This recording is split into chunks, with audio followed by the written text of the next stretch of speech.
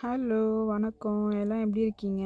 இன்றைக்கி என்ன ரெசிபி பார்க்க போகிறோன்னு பார்த்தீங்கன்னா, ஃப்ரெஞ்ச் ஃப்ரைஸ் வந்து இந்த மாதிரி செஞ்சு பாருங்கள். ரொம்ப டேஸ்ட்டாகவும் சூப்பராகவும் இருக்கும். கொஞ்சமாக சாப்பிட்றவங்க கூட நிறையா கேட்பாங்க.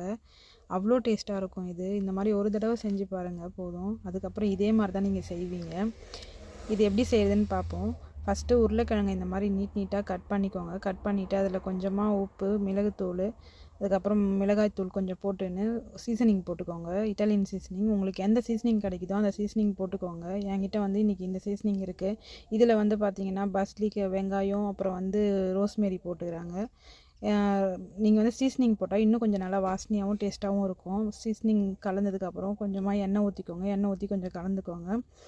இந்த மாதிரி கலக்கக்குள்ளே என் பொண்ணு தான் வந்து வீடியோ எடுத்துன்னு இருந்தா. சைட்லேருந்து நான் என்னம்மா க்ளவுஸ் போட மாட்டேற, ஹைஜீனாகவே இருக்க மாட்டேற, க்ளவுஸ் போட்டுன்னு ஒரு வீடியோ எடுக்கக்குள்ளே இந்த மாதிரி க்ளவுஸ்லாம் போட மாட்டியான்னு கேட்டால். பக்கத்தில் சைடில் வேறு உருளைக்கிழங்கு வேறு கீழே விழுந்துச்சு.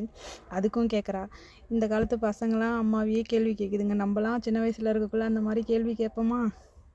சின்ன வயசுன்னு பெரிய வயசாகி கூட நம்மலாம் கேள்வி கேட்க மாட்டோம். எல்லாத்துக்குமே வாய மூடின்னு தான் இருப்போம். இப்போ வந்து பார்த்திங்கன்னா நான் வந்து நம்ம கலந்து வச்சுக்கிற உருளைக்கிழங்கு வந்து அவனில் வச்சுக்கிறேன். 180 டிகிரியில் 20 நிமிஷம் நான் வைக்க போகிறேன்.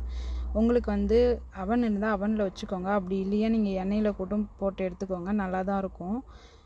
நான் வந்து இன்றைக்கி அவனில் வச்சுட்டேன். அவனில் வச்சு 20 நிமிஷத்துக்கு அப்புறம் நான் எடுத்து திறந்து பார்த்தா எனக்கு வந்து வெந்திருந்தது. அப்படி உங்களுக்கு இந்த மாதிரி குத்தி பாருங்கள். வெந்திருந்தால் எடுத்துடுங்க. அப்படி இல்லையா நீங்கள் இன்னும் கொஞ்சம் எக்ஸ்ட்ரா டைம் கூட வச்சுக்கோங்க.